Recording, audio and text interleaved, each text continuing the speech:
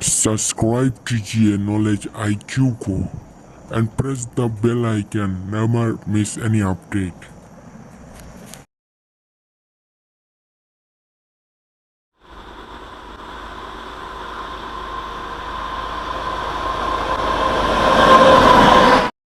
लेकिन क्या कभी आपने सोचा है कि जिस ट्रैक पर आपकी ट्रेन चल रही है उस पर छोटे छोटे पत्थर क्यों बिछे होते हैं? इतनी भारी भरकम ट्रेन का वजन उठाने के लिए तो इतनी मजबूत पटरियां ही काफी है। अब इनके सपोर्ट में भी इतने सारे पत्थर बिछाने की क्या जरूरत है? इसकी साइंटिफिक रीजनिंग क्या है? फ्रेंड्स, आज की इस वीडियो में हम डिस्कस करने जा रहे हैं उस फैक्ट को जिसके थ्रू आप बड़ी आसानी से जान पाएंगे कि इन पत्थरों का यूज क्या है, खासकर रेलवे ट्रैक। यदि आप रेल यात्रा करते हैं तो पटरी को देखने के बाद आपके मन में ये सवाल जरूर आया होगा कि आखिर रेल की पटरी पर इतने छोटे छोटे पत्थर क्यों बिछाए जाते हैं और इसकी जगह किसी और चीज का इस्तेमाल क्यों नहीं किया जाता है। आज तक आपने रेल की जितनी भी पटरियां देखी होगी उन सभी में आपको खास तरीके के नुकीले पत्थर देखने को जरूर मिले होंगे। तो दोस्तों, आज की इस वीडियो के माध्यम से हम ये समझने वाले हैं कि आखिर इन पत्थरों की जरूरत क्या है। आपकी जानकारी के लिए बता दें कि भारतीय रेलवे हर रोज लगभग 2.5 करोड़ लोगों को इनके डेस्टिनेशन तक पहुंचाती है और अभी रेलवे ने 14 लाख से भी ज्यादा लोगों को रोजगार दिया हुआ है। भारतीय रेलवे के पास आकार के हिसाब से दुनिया का चौथा सबसे बड़ा रेलवे नेटवर्क है। रेल की पटरियों के बीच छोटे छोटे पत्थर बिछाए जाने के पीछे एक वैज्ञानिक कारण है।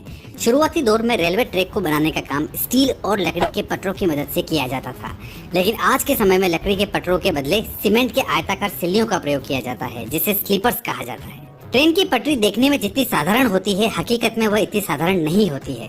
इस पटरी के नीचे कंक्रीट से बने स्लीपर्स लगाए जाते हैं। इन स्लीपर्स के नीचे पत्थर यानी कि गिट्टी होती है, जिसे ब्लास्ट कहते हैं। इसके नीचे अलग अलग तरह की 2 लेयर्स में मिट्टी होती है और इन सब के नीचे नॉर्मल जमीन होती है। हम में से ज्यादातर लोगों को यही लगता है कि पटरी को साधारण जमीन पे बिछा दिया जाता होगा, लेकिन यह सच नहीं है।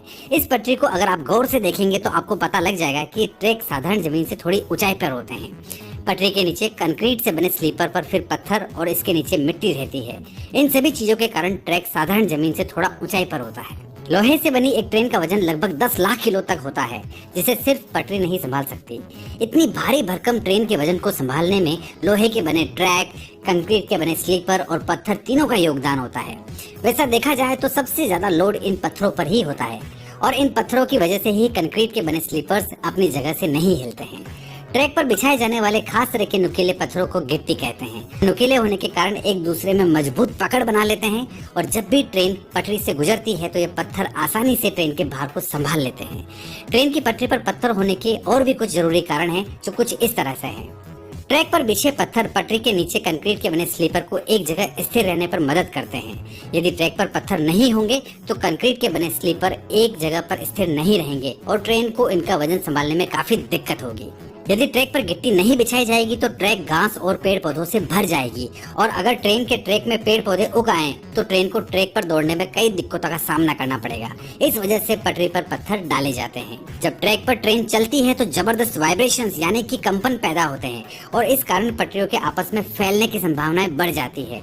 तो इस कंपन को कम करने के लिए और पटरियों को फैलने से बचाने के लिए ट्रैक पर पत्थर बिछाए जाते हैं। ये तेज वाइब्रेशंस पटरी में होते हुए जब छोटे छोटे पत्थरों तक आते हैं तो वे इतने सारे पार्ट्स में डिवाइड हो जाते हैं कि उनकी इंटेंसिटी काफी कम हो जाती है और ट्रैक को सालों साल कोई नुकसान नहीं पहुंचता है। पटरी पर जब ट्रेन चलती है तो सारा वजन कंक्रीट के बने स्लीपर्स पर आ जाता है।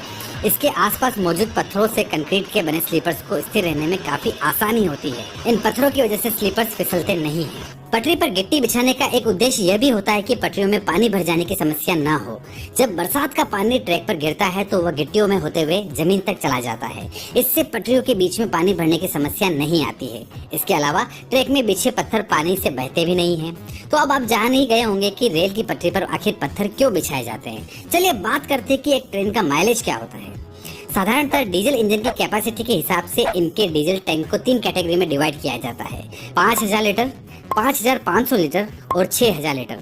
साधारणतः 24 डिब्बे वाली किसी ट्रेन के इंजन से लगभग 6 लीटर डीजल में 1 किलोमीटर का एवरेज आता है। यहाँ पर एक बात आपको बता दें कि अगर 12 डिब्बे की पैसेंजर गाड़ी है तो भी डीजल का एवरेज बिल्कुल सेम ही रहेगा, क्योंकि उसे हर स्टेशन पर रुकना पड़ता है और ब्रेक और एक्सीलेटर की लेने की वजह से यह डीजल का खर्च बहुत ज्यादा आता है। अगर 12 डिब्बे की एक्सप्रेस गाड़ी है तो लगभग 4.5 लीटर में 1 किलोमीटर का एवरेज आएगा।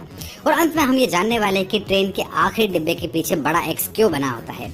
बेसिकली ये स्टेशन मास्टर के लिए एक संकेत होता है कि पूरी रेलगाड़ी मेरे स्टेशन से निकल चुकी है और उसका कोई भी हिस्सा ब्लॉक सेक्शन में नहीं रहा है। दो रेलवे स्टेशनों के बीच की दूरी को ब्लॉक सेक्शन कहते हैं। जब ट्रेन पूरी तरीके से इस रेलवे स्टेशन से गुजर चुकी होती है तो स्टेशन मास्टर अगली ट्रेन को संकेत देता है। अब इमेजिन करिए कि स्टेशन ए से कोई गाड़ी चली और ब्लॉक सेक्शन में उसकी कोई कपलिंग टूट गई और आधी अधूरी गाड़ी स्टेशन बी पर पहुंची और स्टेशन बी ने यह समझकर कि गाड़ी तो पूरी निकल गई है, वो स्टेशन ए को दूसरी गाड़ी छोड़ने के लिए साइन क्लियर कर देगा और वह गाड़ी ब्लॉक सेक्शन में पिछली गाड़ी के टूटे हुए डिब्बों से टकरा जाएगी। तो एक बहुत बड़ा एक्सीडेंट यहाँ पर हो जाएगा।